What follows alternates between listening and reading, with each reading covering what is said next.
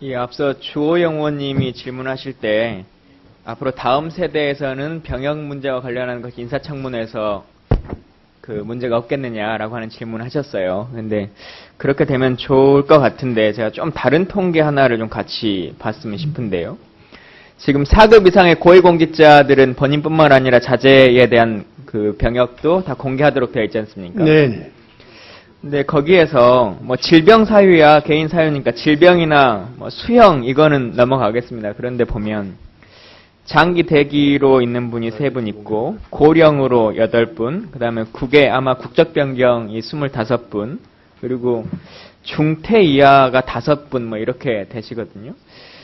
물론 각각의 사정들이 다 있으시겠지만 상식적으로 우리가 고위공직자라고 하는 부모가 고위공직자인데 지금 자제면은 아마 나이대가 저랑 비슷한 정도의 수준인데 그 정도의 분들이 중퇴가 있거나 하는 경우가 과연 어떤 사유일까 하는 생각도 들고, 또 병무청 이야기를 하면 항상 그 면탈에 대한 이야기를 합니다만은 사실 요즘은 아까 뭐 어떤 기사에 좀 나오는 것처럼 특별히 십자인대를 일부러 파열하고 이런 것들은 극히 이례적인 거라고 생각합니다.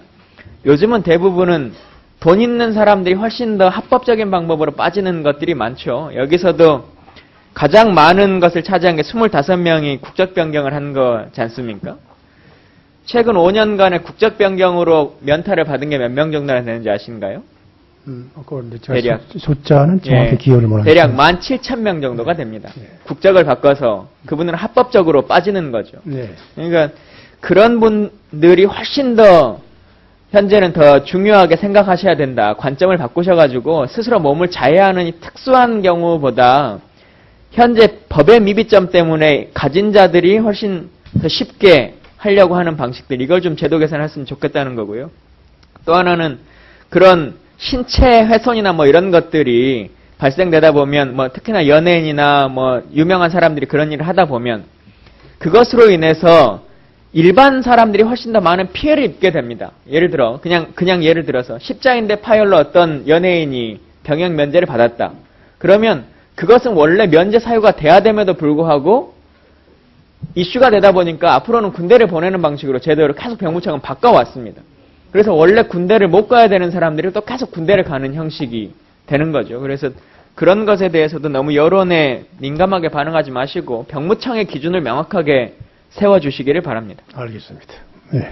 두 번째는 이 병무청에서 공정병역협약단체라고 하는 것을 운영을 하고 계시는데 네. 뭐 취지에 대해서는 동의를 합니다. 그리고 지금 이제 한 3년 진도가 나가고 계신데 초기니까 아직 다 완벽하게 못 하겠다는 것은 이해합니다만은 그럼에도 불구하고 이게 정말 유명무실하게 진행되고 있습니다. 실제 지금 한 40개 정도의 단체가 가입해서 활동하고 있지만 실제 활동을 하고 있는 것은 이것의 3분의 1도 되지 않고 그 활동이라는 것도 아주 미미한, 예를 들자면 우리나라에서 유명한 죽 전문 체인점 같은 경우는 협약의 내용이 1년에 200그릇의 죽을 제공하는 것인데요.